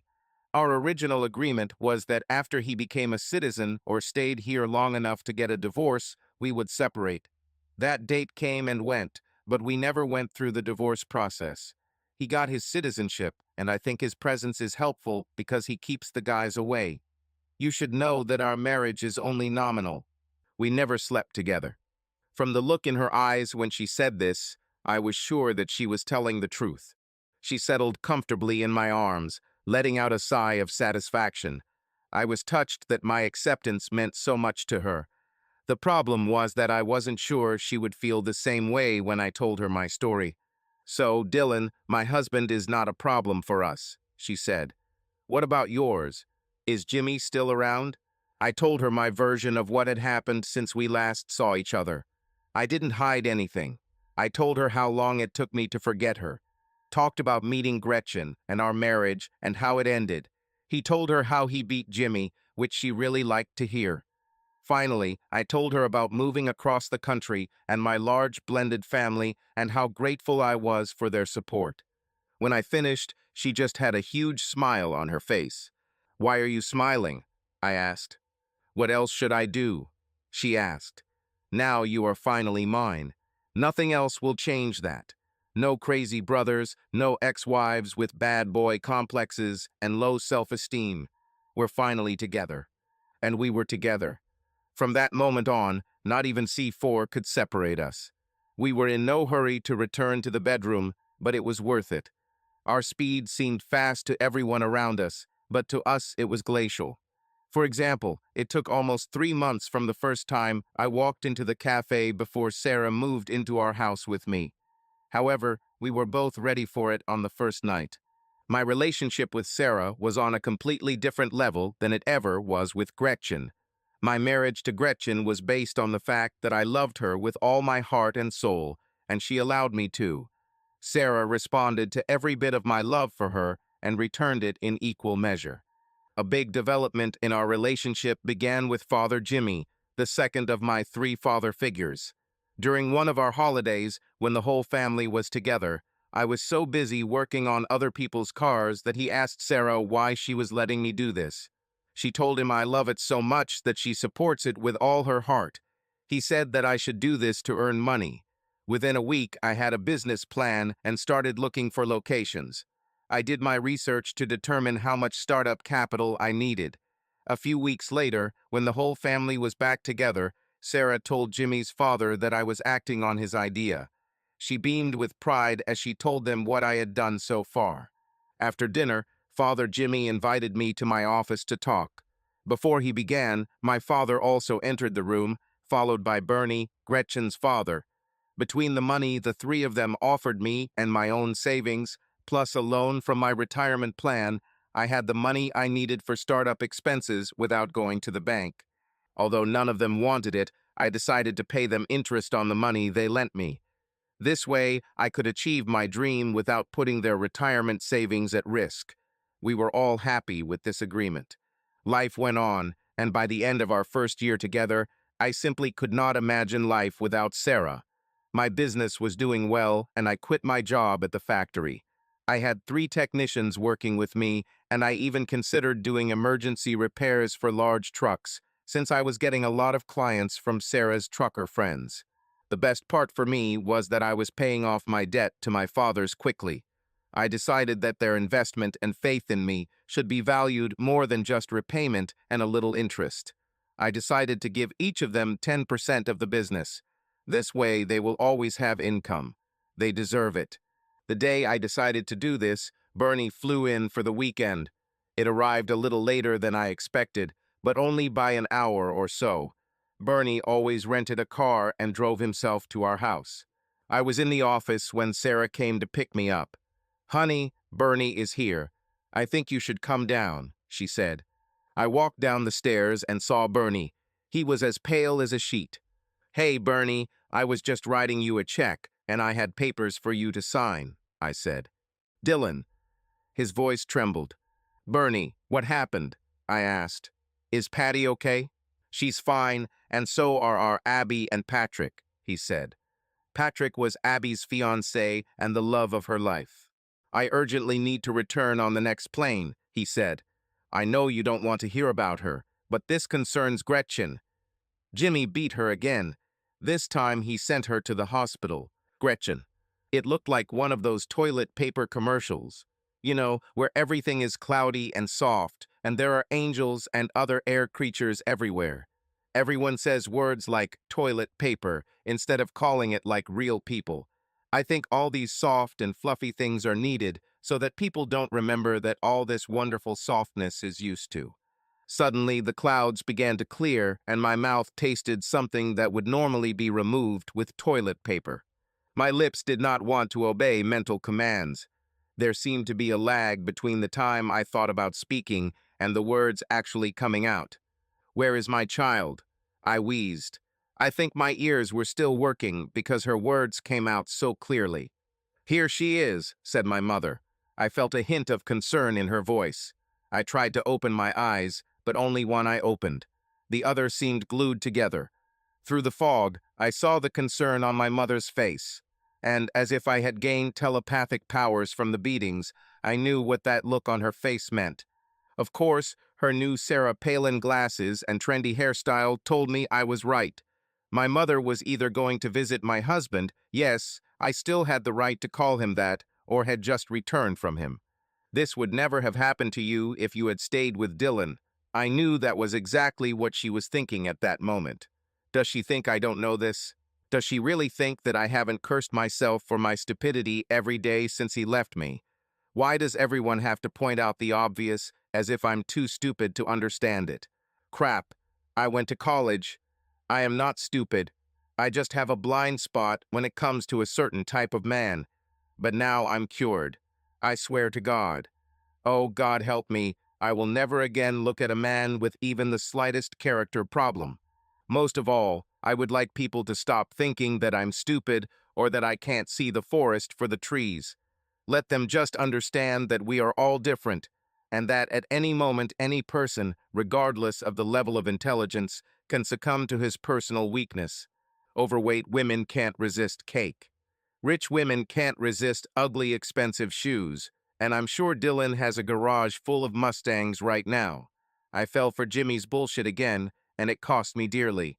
I'm paying for my mistake, so please all the well-meaning people in my family stop pointing this out to me. Last year was terrible. It was full of hell. Jimmy and I are locked in a mutual hatred of each other, hoping that the one person who can free us from our relative purgatory will return. He blames me. I blame him, and we hate each other more every day. The two things we argue about the most are, of course, Dylan and our daughter. During the time that we were together, you can't call us together. He doesn't even try to have sex with me when he's drunk. Either way, the facts have gotten a little confusing for poor Jimmy over the past year. That bastard now blames me for betraying Dylan. He now claims that I was the one who seduced him into doing what we did. He places all the blame for what happened on me. "You deceived me," he shouted at me. "I just need to go and find Dylan."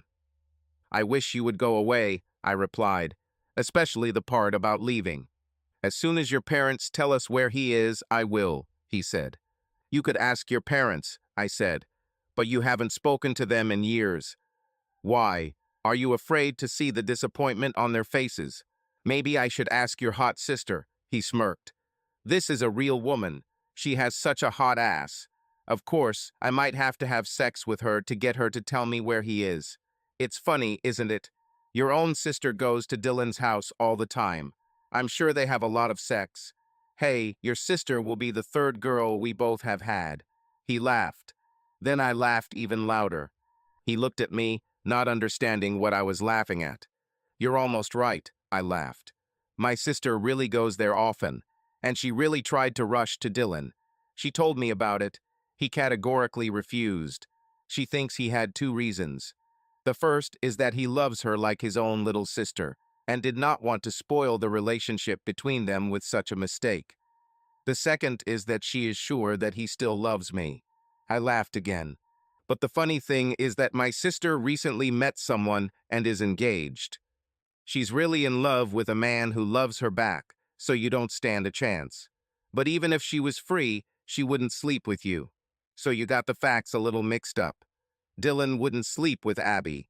Abby wouldn't sleep with you. I laughed again. He became more and more irritated. And what will you have when I leave? He asked. He left you too. I don't know what he even saw in you. When Dylan and I get back together, you'll just be an unpleasant memory. So now you can admit it, huh? I asked. You finally realize that without Dylan you're worthless. He has guided you through your entire life. You are nothing. And he has already started that business that you always talked about. He did it without you. He finally realized that you were just holding him back. After that, I woke up in the hospital. Even Jimmy couldn't seem to harm his own child. He called 911 and then called my neighbor to keep an eye on Pattigale. He could ignore and hate her, but he never harmed her. He called my mother and asked her to pick him up Pattigale. He then left before the ambulance arrived, as police sometimes responded to domestic calls. I remained conscious long enough to talk to my mother and endure her accusing glances. Then I fell asleep again, either from the throbbing pain in my head or from the unpleasant cocktail of drugs in the Roman 4 that was attached to my wrist. They kept waking me up and checking my eyes. I think they suspected a concussion and didn't want me to sleep too deeply. Over the next few days, I had a visitor or visitors, each with a different agenda or approach. My father wanted me to talk to the police and put Jimmy in jail. My mom wanted me to try marriage counseling. My sister's visit was interesting. I think you endure all this and live in this hell because of guilt, she said. You think that if you punish yourself long enough, Dylan will come back and say enough is enough. Gretchen, what you did to him was terrible. You hurt him badly. However, he has already experienced this. He's happy again. He has this whole car business, so you can stop punishing yourself. Hearing that he was happy made me happy. This meant that it was now only a matter of time before he decided to come home, if not for me, then for Jimmy. However, the visit that most impacted my life was from Jimmy's mother. As usual, Dylan's mother was with her. "Why are you doing this?" she asked. "Dylan earns money by the handful." "And what does this mean for me?" I asked. "It means you don't have to go through this alone," Dylan's mom said. "I'll be fine," I said. "We know you're strong," Jimmy's mom said. "But we are worried about our granddaughter," Dylan's mother said. I knew that two mothers, like their sons, shared everything, but raising my daughter together was new to me. But then everything was strange. Sometimes it felt like Dylan took my family away from us, leaving me with Jimmy. "She doesn't understand," Dylan's mother said. "I told you she didn't understand." "Give her the book," Jimmy's mother said. Dylan's mom handed me an old, tattered photo album. I started looking at photographs. There were a lot of pictures of Jimmy and Dylan together, and then a lot of children's photographs. "Oh my God," I said. "Jimmy was such a sweet kid. It's a shame he became such a bastard. In some of these photos, he looks exactly like Pattigale." They looked at each other and smiled. "This is Dylan," they said at the same time. "You need to do a DNA test," one of them said. "It won't be pretty, and you'll need proof," said another. The rapid beating of my heart only confirmed what the photographs showed. If they're right, I've wasted over a year of my life, closer to 2 years actually. A year into my daughter's life and a full 9 months of pregnancy. A pregnancy that could have been a dream instead of a nightmare. "Why did you two wait so long to tell me?" I asked. "We told you the day after she was born," Jimmy's mother said. "Do you remember when we came to you?" "I thought you were telling me that I needed to make Dylan apologize for not coming," I said. After all the pain I had been through, suddenly there was light at the end of the tunnel. The next day, when my mother brought Patagale to me, I asked one of the laboratory technicians to give her a smear. It only took a few days for him to return with her DNA profile. The comparison to Jimmy's DNA, which they had on file from his 2 previous hospitalizations, was easy. I couldn't believe it. Jimmy was not my daughter's father. Dylan's mom brought me the comb he used with a few of his hairs on it. A week later, I had proof. I was so happy that I was ready to explode. This meant that I no longer needed Jimmy at all. I had a very powerful new tool to get back into Dylan's life. I knew Dylan. He might not be ready to forgive me yet. However, he would never abandon his child. And as soon as he finds out that in order to be with his daughter, he will have to be with me, we will be together again. As soon as we are together, I will win his heart again. This time, I will be the wife he deserves. I've learned my lesson. The only obstacles remain Jimmy and how to get the message to Dylan. I knew from my neighbors that Jimmy was back in my apartment. The day I left the hospital, I bought an equalizer from one of the guys in my area who always claimed he could get anything for money. For the first few days after returning home, Jimmy and I avoided each other, so there were no problems. In fact, the biggest blow came from an unexpected source. I called Abby to discuss my idea with her. It's a good thing Jimmy left while I had her, otherwise the truth might have come out. I didn't explain to Abby why I needed this. Just asked her to contact Dylan for me. She categorically refused. I won't do it, she said. I know you've been through hell, but you'll have to find someone else to save you. You've hurt him too much, and I won't betray him. Not for you or anyone else. He is like a brother to me. Ask someone else. But this is important information, I said. He should know this. He's happy again, Gret, she said. I won't ruin this. Besides, you're late. Everyone except you already knows this. He found someone else. Her words hit me like a cannonball. My life was truly ruined. I ruined everything, and there was no way to fix it. I could only blame myself. I also blamed everyone who hid from me that he continued to live, and I really blamed the mothers. They should have made me do something on my daughter's birthday instead of leaving vague hints. I sat thinking about it for a long time after Abby left. I was a bad mother that evening. The next day, when I returned to work, it was even worse. Jimmy tried to start a conversation, even apologized in his own way. However, I didn't give in. Finally, it dawned on me. My plan will still work. I was sure that, faced with a choice between some woman and his child, he would choose Patagale. I just had to put him in that situation. I decided to go through the weakest link in his protective wall. My mother will tell me, not because she didn't love Dylan, but because she loved me too. But even she refused to give him a message. However, she gave me Dylan's home number. I called and left him a message. Said I needed to see him or talk to him because I had important information he needed to know. I gave him a number where he could find me. I sat by the phone, waiting for his call. 3 hours later, the phone rang. It wasn't Dylan. There was a woman on the line. She asked me, and I said I was unavailable but could pass on a message. She asked me to tell Gretchen that Sarah called. As soon as I heard her name, a chill ran through my veins. I knew who she was. She was Dylan's first love, his first everything. Sarah, like me, was forced to choose between them and turned out to be much stronger than me. If she was with Dylan, I didn't stand a chance. I hung up the phone with a bang. I turned around when I heard laughter. Jimmy stood behind me. Tried to get around me. He laughed. Now look at who's the loser. All I have to do is call Sarah. She won't be able to refuse me, just like you couldn't. I quickly deleted the message. He won't be able to call without knowing the number. I went to my room and just started crying. I looked at myself in the mirror and realized that Jimmy was right. I looked terrible. The woman Dylan fell in love with is gone. Time and too many bad experiences have changed me. There are too many wrinkles on my face and too many folds. Only my expression was no longer the open and friendly expression of the young woman I once was. Plus, my pale skin looked yellowish and unhealthy. I looked more like my mother's sister than her daughter. I just gave up. I'm tired of fighting, tired of losing, tired of living. I went to work because I needed money, but even my colleagues noticed that I was just performing duties without a soul. I was depressed. I think I knew how Dylan felt that night when he came to talk.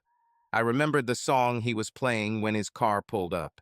That Mustang always had a great sound system. The song was called Crying in the Rain. I wanted to cry then too, but it was sunny outside. The biggest shock for me came when I stayed at home for several days. I was too depressed to go to work. I opened the door and saw a beautiful blonde in front of me. She was wearing a business suit with a skirt and was chewing gum. "Are you Gretchen?" she asked. "Yes," I said without energy. "Let me guess, you're a bailiff, right?" "No," she said. "I'm Sarah. Dylan didn't receive your message. I came here to figure it out myself. I won't let you hurt him again." She opened her suitcase and took out a pile of papers. "What do I need to do for you to divorce him?" "I have 3 or 4 ways we can do this. One, you've already hurt him enough. You could sign the papers out of the kindness of your heart, or I can give you a ton of money to sign." "Forget it," I said. She looked at me and tilted her head. She then took off her beautiful, stylish high heels. "What are you doing?" I asked. "I tried to be kind to you," she said. "She even offered money. So now I'm going to kick your ass." "Wait a minute," I said. "Do you love him that much?" She just nodded and looked at me fiercely. "I went through hell," I began. "It looks like you really passed," she said. "Maybe it's time for me to just pass it on to the next one," I said. "Honey, you got it all wrong," she said. "I'm not next. I'm original. You were just someone who took my place until we connected again." "Look at this," I said. I showed her the results of the DNA test. Then she explained them. For the first time since I saw her, she hesitated. "He will pay generous child support in exchange for extensive visitation rights," she said. "But I won't leave. I won't disappear. He loves me now. He doesn't love you anymore." "I know that," I said. "I realized that my chance was lost as soon as I saw you. But I will sign the papers, and it won't cost you a cent."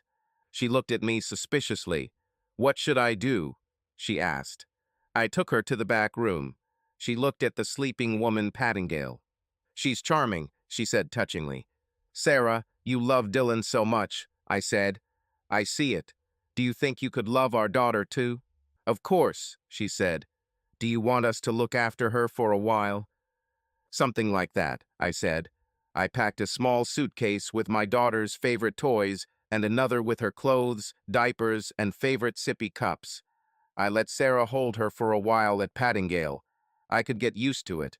When she woke up from her nap, I asked Sarah to play with her. I then signed the papers and told Sarah it was time for them to leave. It was almost time for Jimmy to return, and I didn't want him to see Sarah. Who knew what could happen? I kissed my daughter again and wished her a happy life. Then I watched as Sarah put her in her car seat and drove away. The words from that song were running through my head, just as Dylan must have been that night when he came to the house he bought for us, only to find that I had betrayed him again. Nobody understands heartache. Nobody understands pain. No one ever sees tears when you cry in the rain. Subscribe to our channel so that your love doesn't cheat on you, and go ahead and listen to the next story, because this story is nothing compared to the next one. If you're under 18, don't even think click to the next one.